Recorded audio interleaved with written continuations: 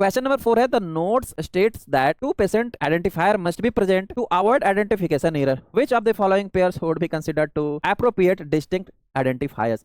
मैं इस क्वेश्चन को नहीं समझाऊंगा, समझा दूंगा तो आप लोग पहले आंसर कर लोगे। पहले मैं आप लोगों के आंसर पढ़ लेता हूं, फिर जो है मैं आप लोगों को क्वेश्चन समझाऊंगा और इसका आंसर भी बताऊंगा। चलो सर सॉल्व कीजिए इसको। क्वेश्चन ये कह रहा है कि एक नोट दिया गया है। नोट का मतलब समझ रहे हो? नोट का मतलब एक स्टेटमेंट दिया हुआ है। एक स्टेटमेंट है, वो स्टेटमेंट ये कहता है कि पेशेंट को आइडेंटिफाई करने two patient identifiers must be present. किसी पेशेंट को यदि आइडेंटिफाई करना है तो उसके लिए दो आइडेंटिफायर पक्का होना चाहिए। बिना दो आइडेंटिफायर को आप आइडेंटिफाई नहीं कर सकते। ठीक, ये है स्टेटमेंट कि कोई पेशेंट है, उसको आइडेंटिफाई करने के लिए आपको दो आइडेंटिफायर होना चाहिए। मतलब उसको पहचान, किसी कोई एक पेशेंट है, मैं पेशेंट हूं, मैं पेशेंट हूं, कैसे पहचान में आएगा? उसके लिए दो पहचान होना चाहिए कि मैं पेशेंट हूं। ठीक, to avoid identification error, identification error को अवॉइड करने के लिए कि मैं पेशेंट हूं कि नहीं हूं, इसको अवॉइड करने के लिए which of the following pair would be considered.